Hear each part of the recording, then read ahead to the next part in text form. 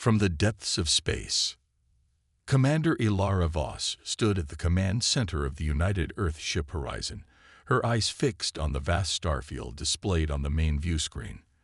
The exploration vessel had been charting the Cygnus Arm for the past 3 months, cataloging celestial phenomena and searching for habitable worlds. Humanity had spread across 12 star systems in the century since developing FTL technology, but the galaxy remained largely a mystery.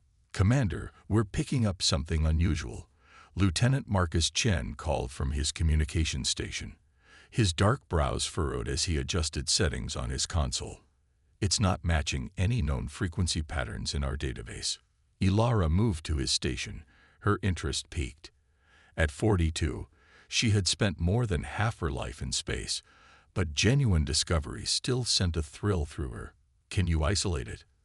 "Working on it," Chen replied, his fingers dancing across the haptic interface. "There's definitely an artificial pattern. It's repeating on a 17-second cycle." "A distress call," suggested First Officer Talia Reeves, joining them at the communications array. Chen nodded slowly. "That would be my guess, but it's not using any coalition protocols. The signal structure suggests it's been broadcasting for a long time. The degradation patterns indicate at least 7 months, possibly longer." Ilara's eyes narrowed. "Source." "Triangulating now," Chen responded. After a moment, he looked up with surprise evident on his face. "It's coming from the Veil Nebula region, specifically from a star system not yet cataloged in our charts. We're designating it CMB 2187. That's beyond the expansion zone," Talia noted with concern. "Coalition protocols are clear about unauthorized ventures beyond established boundaries." Ilara nodded, acknowledging the protocols she knew all too well. The United Earth Coalition had established strict guidelines for exploration after the disastrous first contact with the Proxima Centauri system. But something about this signal called to her instincts that had saved her crew more than once. "Send the signal data to Earth Command with our preliminary analysis," she decided. "Request permission to investigate." The response came 18 hours later, transmitted through the quantum relay network. "Request denied. Return to charted space immediately. Reinforcements will be dispatched to investigate signal source." Ilara read the message twice before looking up at her senior officers gathered in the briefing room. "Thoughts?"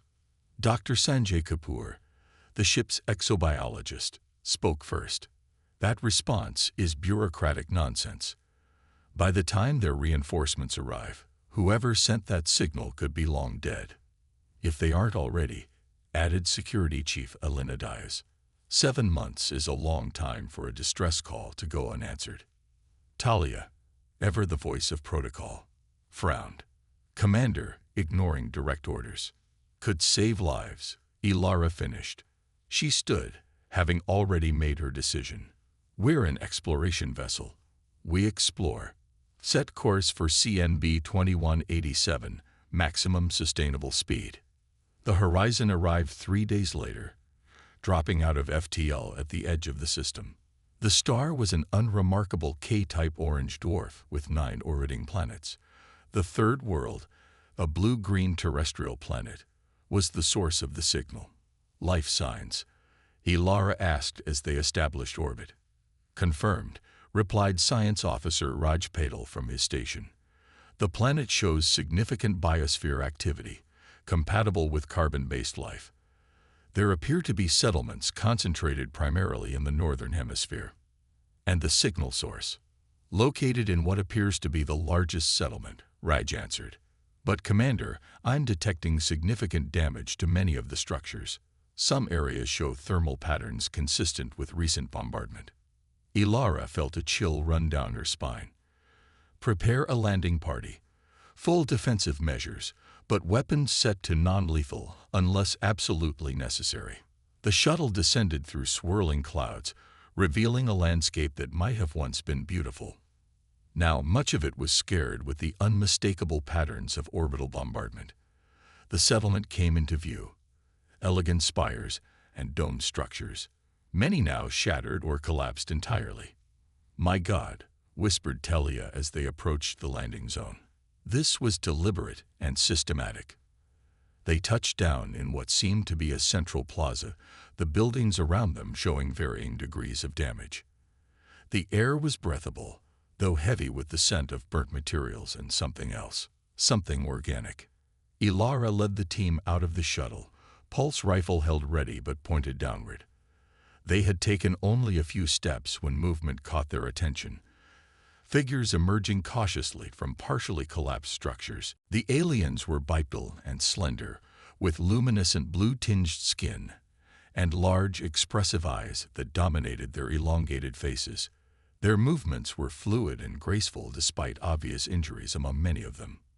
"Universal translator active," murmured Dr. Kapoor, adjusting the device at his belt. One of the aliens approached, taller than the others, with elaborate markings across its chest that suggested some form of rank or status. It raised four-fingered hands in what appeared to be a universal gesture of peace. "You have come," the translator rendered in a neutral tone. "After so long, someone has finally heard our call. We are representatives of the United Earth Coalition," Ilara responded, lowering her weapon completely. "We received your distress signal. I am Commander Ilara Voss of the UES Horizon. I am Zeril, principal protector of what remains of the Araxian Collective," the alien replied.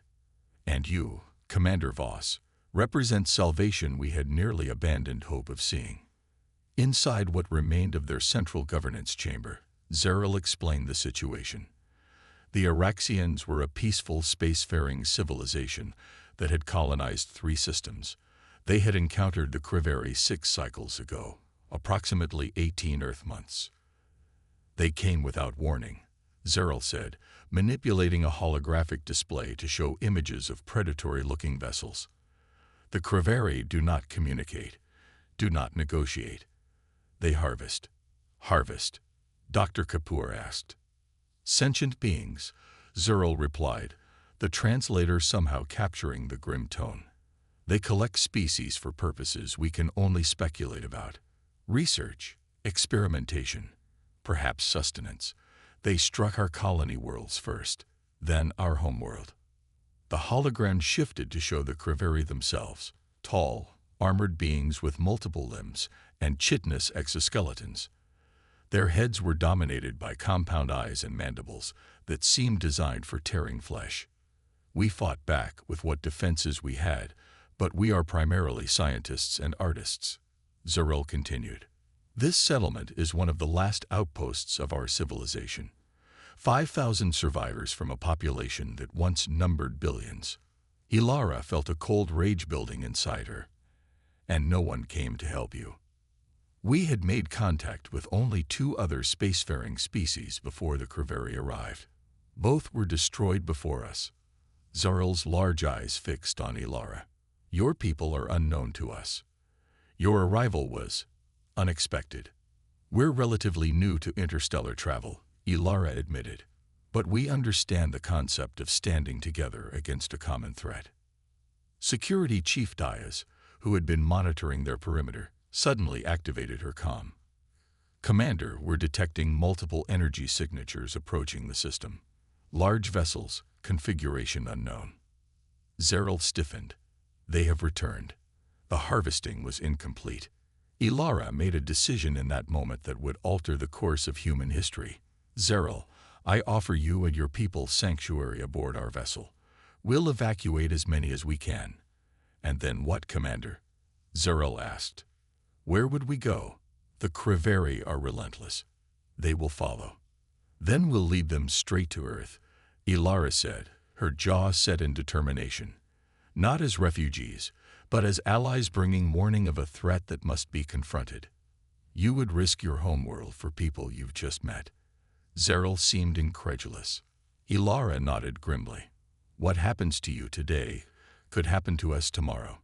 We'll stand together or fall separately." The evacuation was conducted with military precision. The Horizon wasn't designed as a refugee vessel, but they managed to accommodate nearly 3,000 Araxians in cargo bays and non-essential spaces hastily converted for habitation.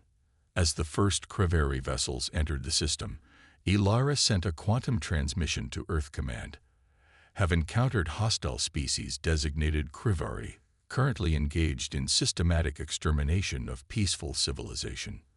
Am evacuating survivors and retreating with crucial intelligence. Request immediate military response at coordinates attached. This is not a localized conflict. Evidence suggests Creveri represent existential threat to all sentient life, including humanity. Authentication code VOS Alpha 7729. The Horizon barely escaped the system as Creveri vessels began their approach. The final image captured by their long-range sensors showed the systematic bombardment of the abandoned settlement beginning anew. In the command center, watching the feed, Ilara turned to Zeril. They'll follow us. Yes, the Araxian confirmed. They always do. Good, Ilara replied, her voice hard as steel. Because when they find us, they won't be meeting just the Horizon. They'll be meeting the combined might of humanity. And we don't take kindly to bullies. The quantum relay chimed with an incoming transmission from Earth Command. The message was brief but carried the full weight of human determination. Protocol Thunderstrike authorized. All fleet elements mobilizing. Hold course. Reinforcements inbound. Humanity stands with the Araxians. Ilara allowed herself a grim smile. The Creveri had made a terrible mistake. They had given humanity an enemy to unite against, and in doing so, they were about to discover what happened when Earth went to war. The Wrath of Terra. The Horizon raced through hyperspace, pushing its engines beyond recommended parameters. Behind them, sensors detected 5 Creveri vessels in pursuit. Inside the converted cargo bay that now housed thousands of Araxian refugees, Commander Ilara Voss met with Zarl and her senior officers. We can't outrun them indefinitely, Security Chief Diaz reported, displaying the tactical readout. Our engines are showing signs of stress, and they're gaining incrementally. Zarl studied the holographic display. The Creveri ships are pursuit optimized. They sacrifice defensive capabilities for speed and offensive power. That's something we can use, Ilara mused. Lieutenant Chen, is there anything in our path that might offer tactical advantages? The navigation officer consulted his charts. There's an asteroid field in the Barnard star system, dense enough to make pursuit difficult, but navigable with precision piloting. Set course, Ilara ordered, and prepare all defensive systems. The Horizon arrived at Barnard star 12 hours later, plunging into the chaotic field of tumbling rocks and ice chunks. With skillful navigation, they weaved between the largest asteroids, using them as cover. When the Creveri vessels followed, Ilara implemented her plan. Fire mining charges, pattern Delta. The charges, designed for breaking up asteroids for resource extraction, detonated in sequence, creating a cascade of collisions. 2 Creveri ships, too focused on pursuit to maneuver properly, sustained significant damage. Now, Ilara ordered. Full reverse thrust, bring weapons online. The Horizon swung around, suddenly shifting from prey to predator. Their particle beams lanced out, striking the damaged Creveri vessels at their most vulnerable points. One erupted in a series of explosions, while the second drifted, powerless.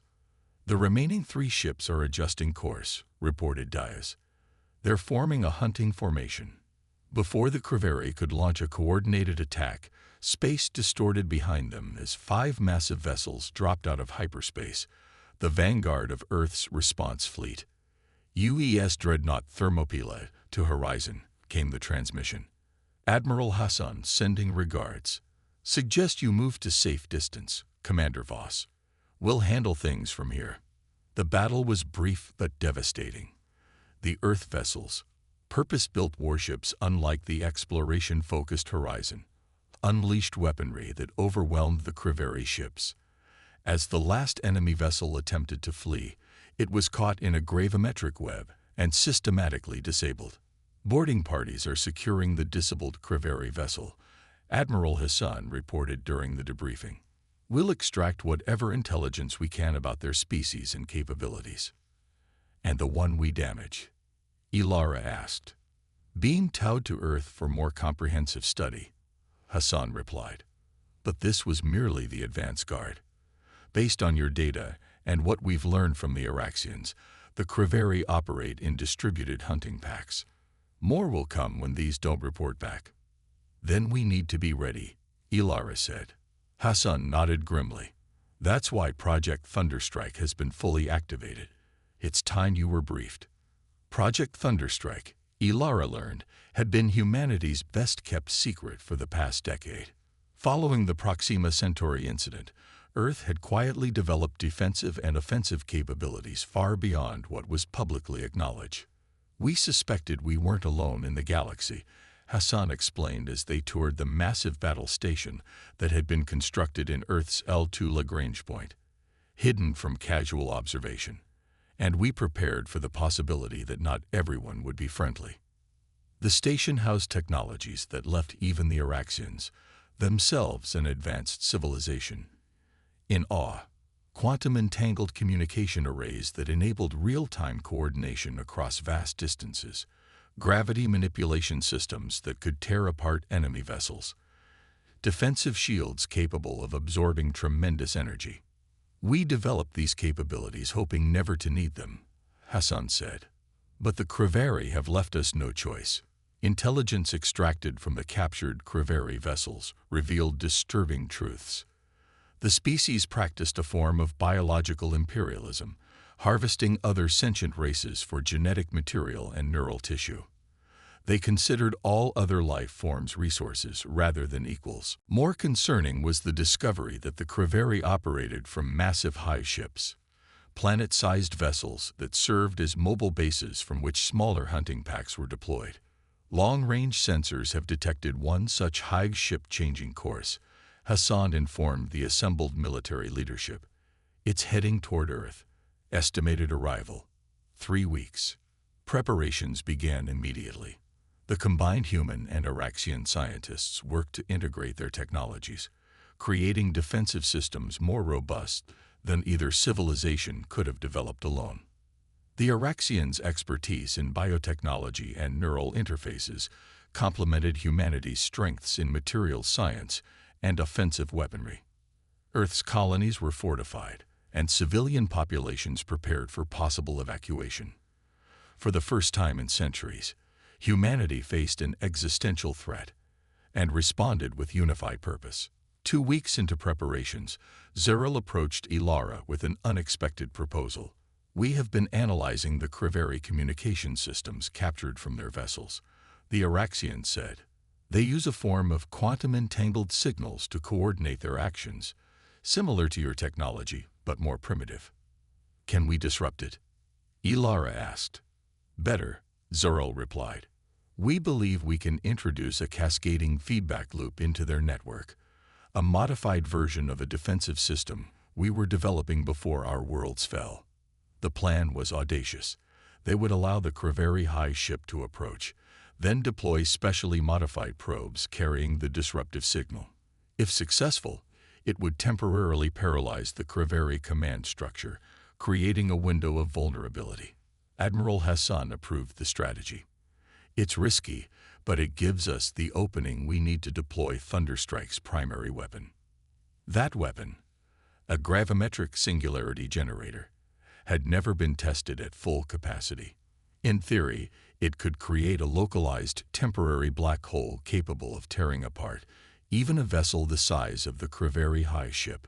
When the Creveri arrived, they came with overwhelming force.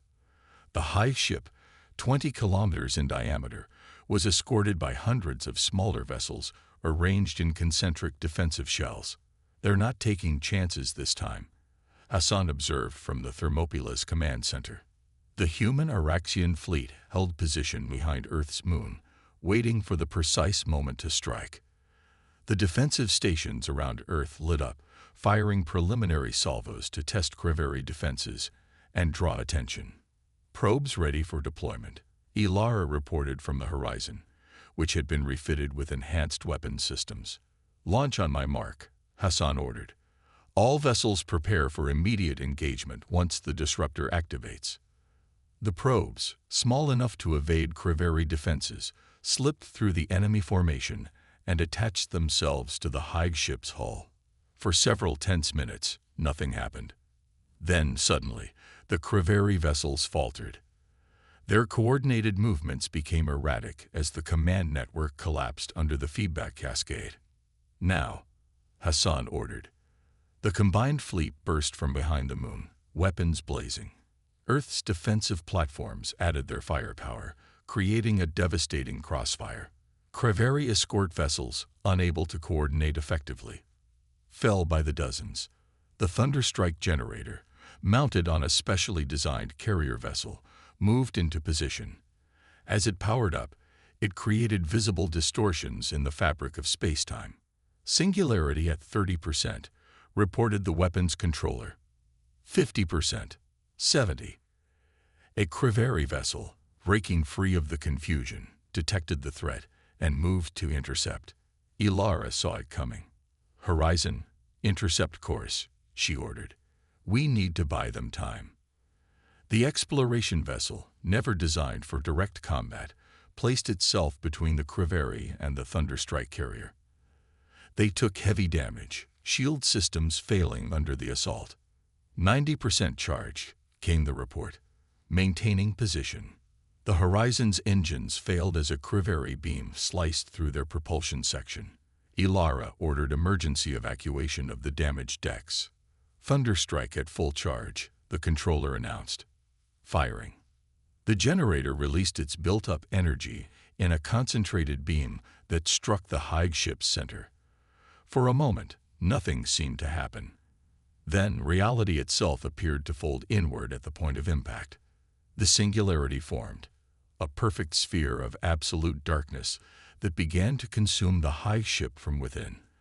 The massive vessel twisted as gravitational forces tore it apart, sections imploding while others were stretched and shredded. The destruction of the Hive ship sent a shockwave of debris outward.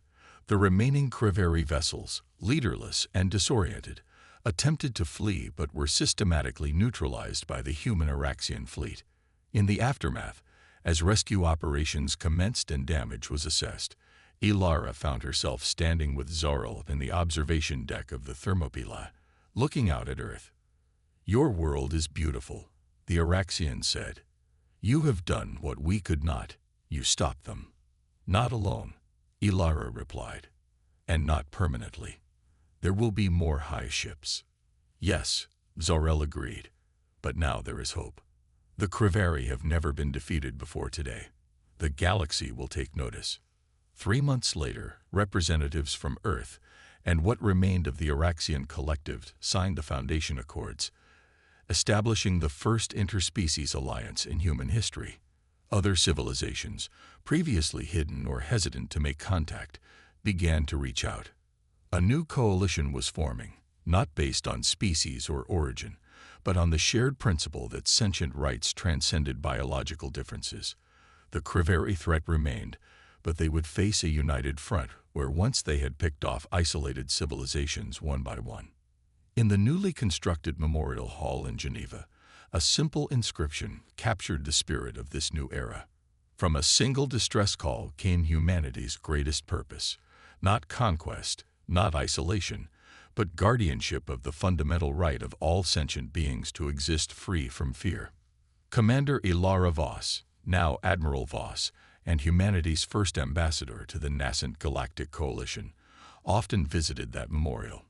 The decision she had made, to answer a call that protocol said to ignore, had changed everything. The universe was vast and often hostile, but humanity had found its place within it, standing between the darkness and those who could not defend themselves, ready to unleash the full force of Terra's fury when needed and its compassion when possible.